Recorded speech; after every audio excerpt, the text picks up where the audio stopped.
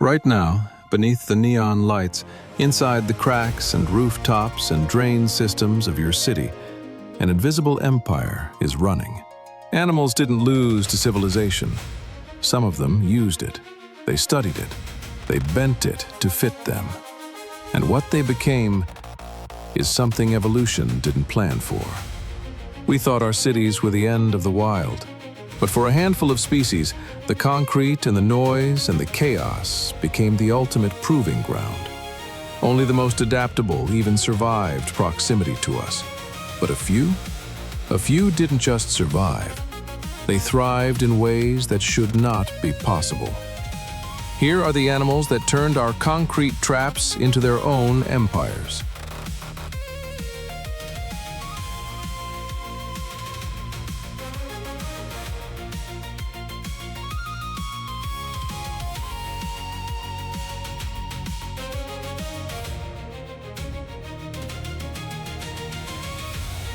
Number 1. The peregrine falcon. Before cities, they were nearly gone, pushed to the edge of extinction by pesticides and habitat loss. Today, more peregrine falcons nest in New York City than in the surrounding wilderness. They use skyscrapers as artificial cliffs, buildings that are taller and more thermally efficient than any natural habitat they evolved for. They dive at 240 miles per hour. And cities gave them hunting grounds 50 stories high. We built skyscrapers. They built dynasties inside them.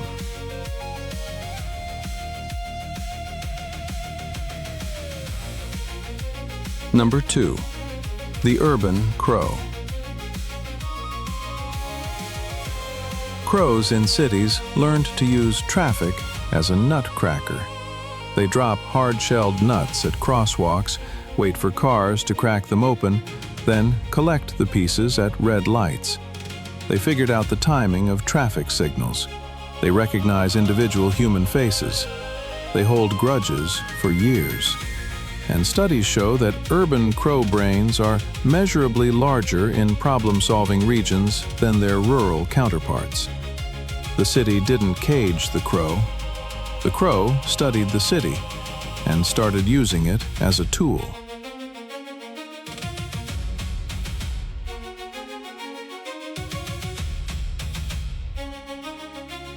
Number 3. The urban fox. Over 30 generations, less than 100 years, urban foxes in the United Kingdom developed smaller skulls, shorter snouts, and measurably calmer temperaments compared to their wild cousins. That is visible physical evolution happening in real time. They breed faster. They range smaller territories. They recognize individual humans. Scientists call it self-domestication. The fox is becoming a new animal, something between wild and tame, entirely because of cities. Somewhere between the streetlight and the garden wall, the fox is becoming something that has never existed before. It sure would be great if you could take a minute and hit that subscribe button if you are enjoying this content. It's the one thing that you can do to support this channel that's totally free and easy. Well, that and also hitting that little thumbs up button and leaving a comment. YouTube decides how many people they will show this video based on how many people engage with it. So, you'd be helping us to get more eyes on our work, which we would be ever so grateful to you for. Number 4. The raccoon. Raccoon paws contain more sensory neurons per square centimeter than human fingertips. In cities, they crack complex trash locks, open car doors, and navigate building ventilation systems with a dexterity that still surprises researchers.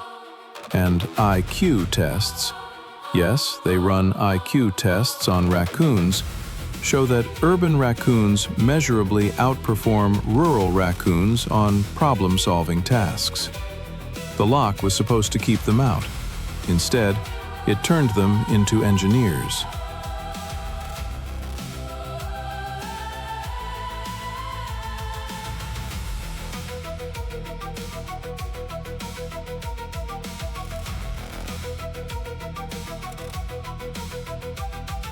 Number 5. The coyote. Urban coyotes shifted their entire activity window to between 3 and 5 in the morning, a behavioral change passed down through generations, specifically to avoid human contact. They understand traffic patterns. They have been observed waiting at crossings, using underpasses, avoiding rush hour corridors. Urban coyote packs operate in smaller, more coordinated units than their wilderness counterparts. They created a city curriculum for survival, and they are teaching it to their young. While the city sleeps, the coyote goes to school.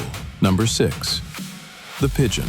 Pigeons navigate by infrasound, low-frequency waves emitted by the Earth itself. And cities emit their own infrasound grid through highways, railways, and infrastructure. Studies show that pigeons follow road networks and turn at junctions, not by accident, but by design. They mapped our highways before GPS existed. They learned our infrastructure and used it as their own.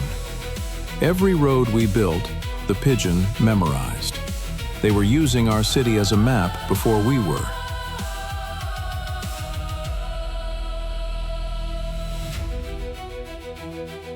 We built these cities as monuments to ourselves, steel and glass and concrete, a declaration that nature had been pushed back, that we had won. But the wild never left. It just changed form. It learned to wear the city like a skin. And somewhere in the hidden empire beneath the neon lights, it is more alive than it has ever been. If one of these animals surprised you, I'd love to hear which one in the comments. Tell me the species. I read every single one.